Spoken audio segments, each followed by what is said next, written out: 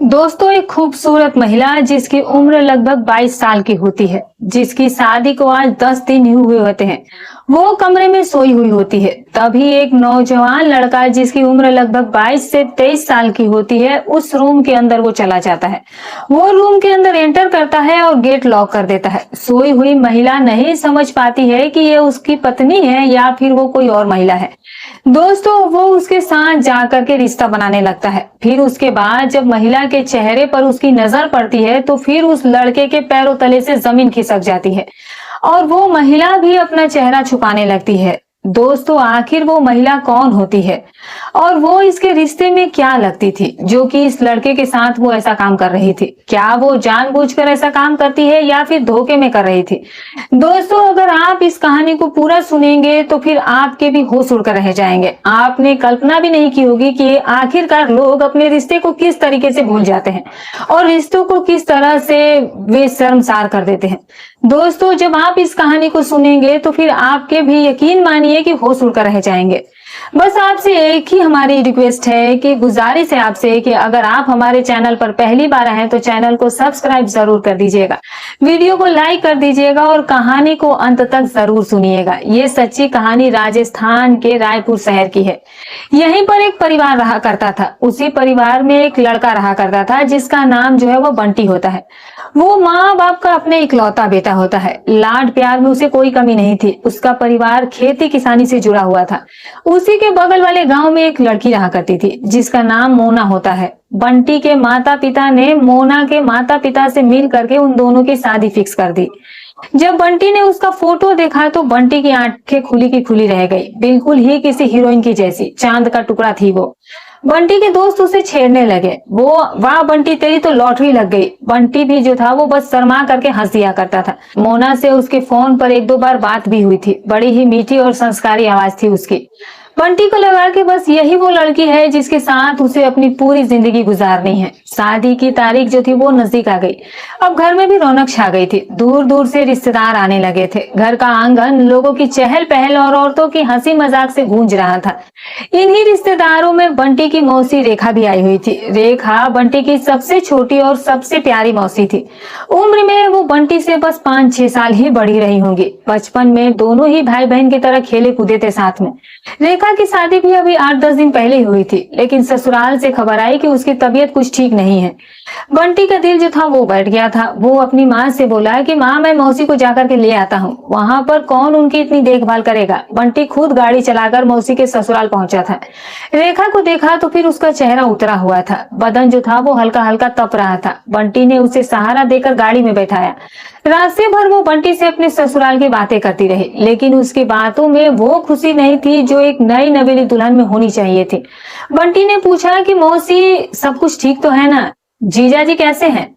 रेखा ने एक फीकी सी मुस्कान के साथ कहा कि सब ठीक है बंटी, बस थोड़ी सी कमजोरी लग रही है। बंटी को लगा कि शायद नई जगह है और इसीलिए इनका मन नहीं लग रहा होगा। उसने बात को ज्यादा बढ़ाया भी नहीं। घर लाकर उसने सीधे डॉक्टर को बुलाया। दवा हुआ शुरू हुई और फिर रेखा वहीं अपने मायके यानी कि बंटी के घर पर ही वो रुक जाती है ताकि शादी तक वो ठीक हो जाए और सारे फंक्शंस में वो शामिल हो चुके। शादी का दिन आ जाता है। बंटी घोड़ी पर बैठा तो किसी राजकुमार से वो कम नहीं लग रहा था।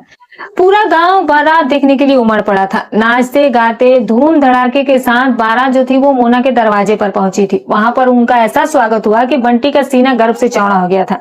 और फिर वो पल आया जब बंटी ने पहली बार मोना को दुल्हन के जोड़े में देखा था। लाल लहंगे में घूंघट की ओर से झांकता उसका चेहरा देखकर बंटी एक पल के लिए सब कुछ भूल गया।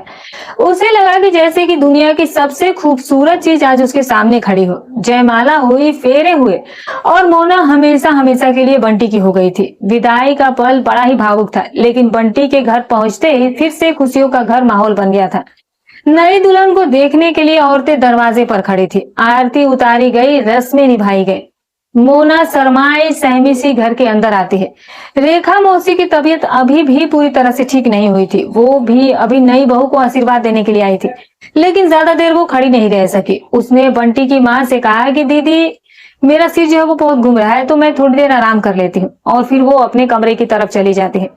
रात जो थी वो गहरा रही थी। घर में मेहमानों की भीड़ अभी भी लगी हुई थी। मोना को बंटी की माँ अपने साथ ऊपर वाले कमरे में लेकर गई, जहाँ पर बाकी औरतें भी बैठी हुई थी। नई बहू से रस्में करवाई जा रही थी, मुंह दिखाई का रस्म चल रहा था।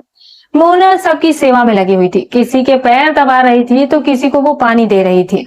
वो इतनी भोली और प्यारी थी कि हर कोई उसे तारीफ कर रहा था। इधर दिन भर की दौड़ भाग और शादी के शोर शराबे से रेखा का सिर जो था वो दर्द से फटा जा रहा था। उसका कमरा मेहमानों से भरा हुआ था, उसे कहीं भी शांति नहीं मिल रही थी। तभी उसकी नजर बंटी के कमरे पर पड़ी। वो कमरा घर के कोने में था और फिर वहां पर बहुत शांति थी। उसने सोचा कि थोड़ी देर पर यहीं जाकर के लेट जाती हूँ। जब सभी लोग सो जाएंगे तो फिर मैं अपने कमरे में चली जाऊंगी। बंटी का कमरा फूलों से सजाया गया था। बेड पर नई चादर बिछी हुई थी। रेखा ने दरवाजा अंदर से हल्का सा बंद किया और फिर उसी सजी हुई बेड पर वो लेट जाती है। दिन भर की थकान और दवा के असर से उसे कब गहरी नींद आ गई उसे कुछ पता ही नहीं चला। उसने शादी में जो भारी साड़ी पहनी हुई थी उसी में वो पहनकर सो गई थी। रात के करीब 11 बज चुके थे और अभी तक बंटी और जो उसकी दुल्हन थी वो अभी रस्मों में ही बिजी थी। अभी किसी को कुछ आभास नहीं था कि कमरे के अंदर कोई गया है कि नहीं गया है, क्योंकि शादी में बहुत सारी ऐसी रस्में थी जो उसकी दुल्हन जो मोना थी वो अब तक निभा ही रही थी। अब रात के करीब 11 बज रहे थे। बंटी अपने दोस्तों से फुर्सत पा करके अपने कमरे की तरफ बढ़ता है। उसका दिल जो था वो जोरों जोर से धड़क रहा था। वो थोड़ा नर्वस भी था और थोड़ा उत्साहित भी था। उसने धीरे से दरवाजा खोला। कमरे में अंधेरा था, बस एक छोटा सा बल्ब जल रहा था जिसकी हल्की नीली रोशनी कमरे में फैली हुई थी। उसने देखा कि बेड पर कोई घूंघट काढ़े लेटा हुआ है। लाल रंग की साड़ी में लिपटी वो परछाई उसे मोना ही लगी थी। जाहिर सी बात है कि वो और हो भी कौन सकता था। उसने सोचा कि मोना शायद थक करके सो गई है। वो मुस्कुराता है, धीरे से दरवाजा बंद करता है और फिर बेड के पास पहुंच जाता है। वो नहीं जानता था कि किस्मत आज उसके साथ क्या खेल खेलने वाली है। वो नहीं जानता था कि एक छोटी सी भूल उसकी जिंदगी को हमेशा हमेशा के लिए बदल कर रख देगी। उसने प्यार से उस सोए हुए शरीर को छुआ था। उसे लगा कि मोना शर्मा रही है और इसीलिए वो कोई हरकत नहीं कर रही है। अंधेरे और अपने बेसब्री में बंटी ये समझ ही नहीं पाया कि घूंघट के पीछे चेहरा मोना का नहीं था बल्कि किसी और का था। उस रात उस सजे हुए कमरे में दो शरीर जो थे वो एक हो गए थे। बंटी अपनी ही दुनिया में खोया हुआ था। उसे लग रहा था कि वो अपनी पत्नी के साथ है। कुछ देर के बाद जब बंटी ने प्यार से घूंघट उठाया ताकि वो अपनी चांद सी दुल्हन का चेहरा देख सके, तो फिर एक झटके में उसका सारा नशा जो था वो काफूर हो गया था। सामने जो चेहरा था वो मोना का नहीं बल्कि उसकी मौसी रेखा का था। एक पल के लिए बंटी की सांसें रुक गई थी। उसके पैरों तले से जमीन खिसक गई थी। मौसी आप, बस इतना ही निकला कि मौसी आप। आवाज सुनकर रेखा भी हड़बड़ाकर उठ बैठी थी। जब उसने बंटी को अपने इतने करीब पाया और फिर उसे एहसास हुआ कि क्या हो चुका उनके बीच में, तो फिर उसकी भी दुनिया घूम गई थी। दोनों ही एक दूसरे को फटी फटी आंखें से देख रहे थे। कमरे में एक भयानक सन्नाटा पसर गया था। दोनों के पास कहने के लिए कुछ नहीं था सिवाय शर्मिंदगी और एक अनजाने डर के। ये क्या हो गया बंटी? रेखा की आवाज जो थी वो कांप रही थी। बंटी ने अपना सिर पकड़ लिया। मुझे लगा कि तुम मोना हो। अंधेरा था, साड़ी भी तुमने वैसे ही पहनी थी। मैं समझ ही नहीं पाया। दोनों को समझ नहीं आ रहा था कि अब वो दोनों क्या करें। जो हुआ वो एक पाप था, एक ऐसी गलती जिसकी कोई माफी नहीं थी। तभी रेखा की नजर बंटी की आंखों में पड़ी। उन आंखों में शर्म तो थी, लेकिन कहीं एक कोने में वो एक पुरानी कशिश भी थी जो कि वो हमेशा से बंटी के लिए महसूस करती आई थी। बंटी ने भी जब रेखा को देखा तो उसे याद आया कि कैसे वो बचपन से उसे पसंद करता था। वो मौसी थी, माँ समान थी और इसीलिए उसने कभी उन भावनाओं को उसने अपनी जाहिर नहीं किया था। आज रात एक गलती ने उन दोनों को दबे हुए राज को बाहर निकाल दिया था। रेखा ने धीरे से कहा कि जो होना था अब वो हो चुका है बंटी, अब इसे बदला तो नहीं जा सकता है। किसी को कुछ पता बस नहीं चलना चाहिए। इतना कहकर वो जल्दी से उठती है और अपनी साड़ी ठीक करती है और चुपचाप वो दरवाजा खोलकर कमरे से बाहर निकल जाती है, जैसे कि कोई चोर भाग रहा हो। बंटी वहीं बिस्तर पर बैठा रह गया, अपनी किए पर वो पछताता हुआ और इस बात से अनजान कि ये कहानी यहाँ पर खत्म नहीं होने वाली थी बल्कि यहीं से शुरू होने वाली थी। थोड़ी ही देर के बाद जब मोना कमरे में आती है तो उसने बंटी को परेशान देखा। क्या हुआ जी, आप ठीक तो हैं? बंटी ने खुद को संभालते हुए कहा कि हाँ हाँ मोना, बस थोड़ा सा थकावट हो गया है। मोना ने मुस्कुराकर उसके पैर छुए और उसकी सेवा में लग जाती है। बंटी बस उसे देखता रह गया। उसकी आंखों में भयंकर अपराध बोध था। उसने अपनी मासूम पत्नी को पहले ही रात में धोखा दे दिया था। अगली सुबह कुछ भी नॉर्मल नहीं था। बंटी रात भर सो ही नहीं पाया था। जब भी आंखें बंद करता उसे रेखा का चेहरा नजर आता था। नाश्ते के टेबल पर जब उसका सामना रेखा से हुआ तो दोनों ने ही एक दूसरे से नजरें चुरा ली थी। घर के बाकी लोग शादी की बातों में मशगूल थे, लेकिन बंटी और रेखा के बीच एक अनदेखी दीवार खड़ी हो गई थी। मोना एक आदर्श बहू की तरह घर के कामों में रम गई थी। वो इतनी अच्छी थी, इतनी ज्यादा सीधी थी कि बंटी को खुद पर वो और ज्यादा उसे गुस्सा आ रहा था। वो मोना से नजरें नहीं मिला पा रहा था। मोना को लगता कि शायद वो अभी भी शर्मा रहा है। 2-4 दिन के बाद रेखा अपने ससुराल वापस चली जाती है। उसके जाने के बाद बंटी को लगा कि शायद अब सब कुछ ठीक हो जाएगा। वो मोना के साथ अपनी नई जिंदगी की शुरुआत करने की कोशिश करने लगा था। मोना बहुत ही अच्छी पत्नी साबित हो रही थी, लेकिन बंटी के दिल में एक कांटा हमेशा ही चुभता रहता था। एक हफ्ते के बाद एक रात बंटी के फोन पर अननोन नंबर से कॉल आता है। उसने उठाया तो दूसरी तरफ से रेखा की आवाज थी। बंटी, मैं रेखा बोल रही हूँ। बंटी जो था वो घबरा जाता है। वो उठकर कमरे से बाहर बालकनी में चला जाता है। मौसी, आप इस वक्त सब ठीक तो है ना? रेखा की आवाज में दर्द था। वो रो रही थी। कुछ भी ठीक नहीं है बंटी, मैं अब यहाँ पर नहीं रह सकती। प्लीज मुझे तुम यहाँ से आकर ले जाओ। बंटी का दिल पिघल गया था। क्या हुआ मौसी? जीजाजी ने कुछ कहा? और फिर रेखा ने जो बताया उसे सुनकर बंटी हैरान रह गया था। रेखा ने बताया कि उसका पति रमेश जो है वो एक सही पुरुष नहीं है। वो मर्द की जिम्मेदारी पूरी नहीं कर सकता है। वो रेखा से ठीक से बात तक नहीं करता है, बस दिन भर अपने काम में ही लगा रहता था। रेखा उस घर में घुट रही थी, अकेली पड़ गई थी। बंटी को रेखा पर बहुत ज्यादा तरस आता है। उसे वो रात याद आ गई। उसे लगा कि शायद भगवान ने ही उन दोनों को मिलाने के लिए ये सब कुछ किया था। और फिर बंटी जो था वो कहीं ना कहीं रेखा से पहले बचपन से ही कनेक्टेड था। वो रेखा के पति को जीजा जी ही बुलाया करता था, और इसीलिए वो रेखा जब भी उसको याद करती थी वो उससे ज्यादा ही कनेक्ट हो जाता था। अब उन दोनों को ऐसा लगता था कि ये किस्मत का ही खेल था। उसने रेखा को तसल्ली दी। आप चिंता मत कीजिए मौसी, मैं कल ही कोई बहाना बना करके आपको लेने के लिए आ जाता हूँ। अगले दिन बंटी अपनी माँ से कहकर रेखा को वापस लेकर आ जाता है। उसने घर पर यही बताया कि मौसी की तबीयत जो है वो फिर से खराब हो गई है। अब रेखा फिर से बंटी के घर पर आकर रहने लगी थी, लेकिन इस बार हालात जो थे वो बदल चुके थे। अब वो सिर्फ मौसी भतीजा नहीं थे, बल्कि एक राज के हिस्सेदार हो गए थे। अब उनका छुप छुप करके मिलना तक शुरू हो गया। जब घर में कोई नहीं होता तो वो लोग बातें करते थे। रेखा बंटी को अपने दुखड़े सुनाती और बंटी उनसे सहारा दिया करता था। ये सहारा कब प्यार में बदल गया उन्हें पता तक नहीं चला। बंटी जो था वो रेखा की बोल्डनेस और उसकी समझदारी बहुत ज्यादा पसंद आती थी, जबकि मोना अब उसे एक सीधी सादी देहाती लड़की लगने लगी थी। उनका रिश्ता अब सिर्फ बातों तक ही सीमित नहीं रहा। वो रात वाली भूल अब जानबूझ करके दोहराई जाने लगी थी।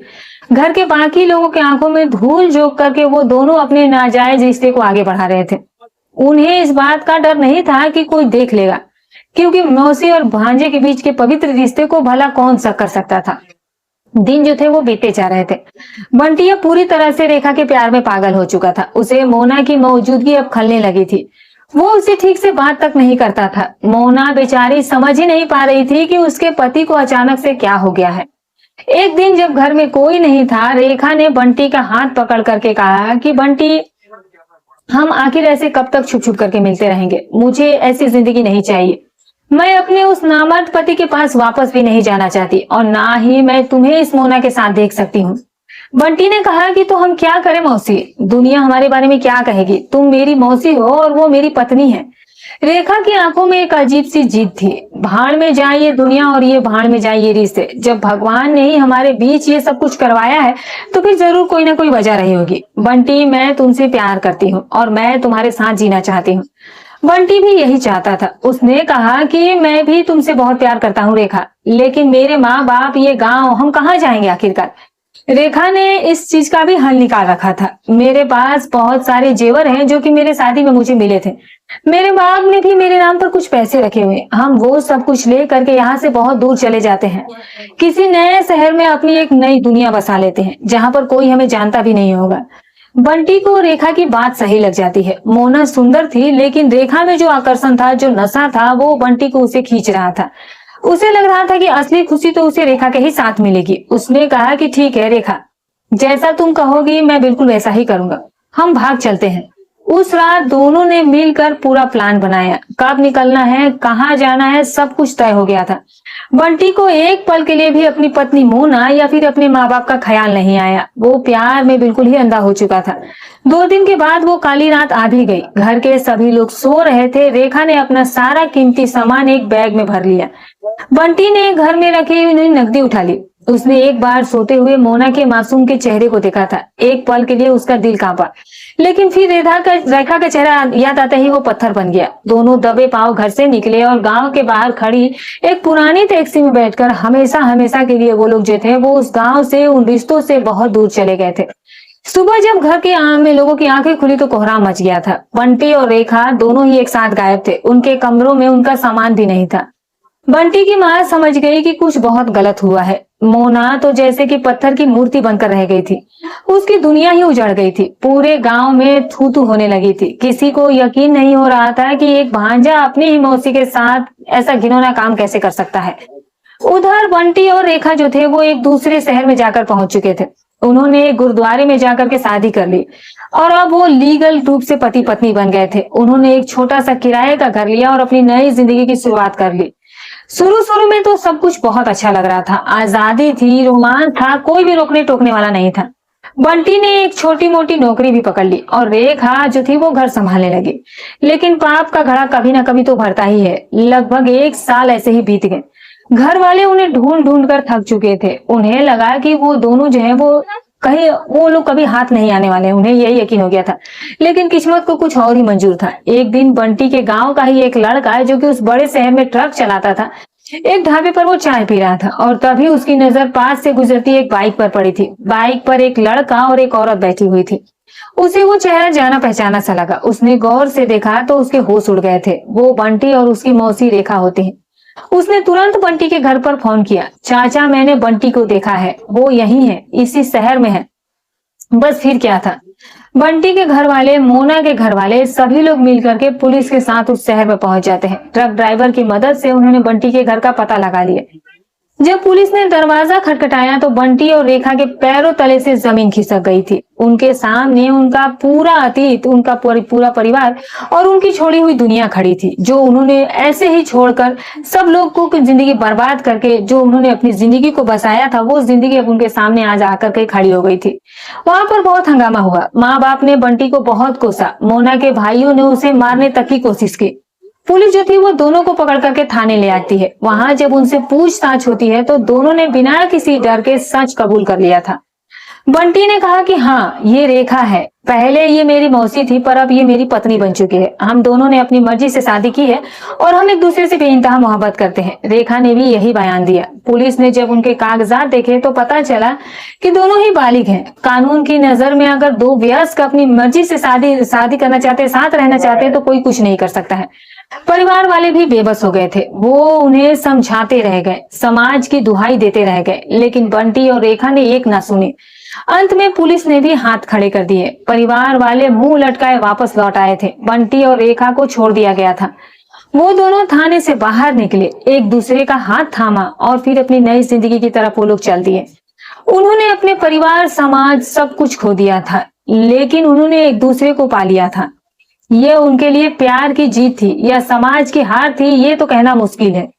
लेकिन उस दिन के बाद से वो दोनों अपनी ही बनाई दुनिया में जीने लगे थे, जहां पर रिश्तों की कोई मायने नहीं थे सिवाय उस एक रिश्ते के जो कि उन्होंने खुद बनाया था। एक भूल से शुरू हुआ और बगावत पर खत्म हुआ ये रिश्ता। दोस्तों, ये थी आज की कहानी। आपको कैसी लगी कमेंट करके जरूर बताइएगा। इस घटना को सुनाने का हमारा उद्देश्य किसी को भावनाओं को ठेस पहुंचाना नहीं है, बल्कि आपको जागरूक और सतर्क करना है ताकि आप ऐसी घटनाओं से खुद को बचा सके और फिर समय रहते सही निर्णय ले सके। तो दोस्तों, फिर मिलूंगी एक और नई कहानी के साथ। तब तक के लिए आप अपना और अपने परिवार का ख्याल रखें।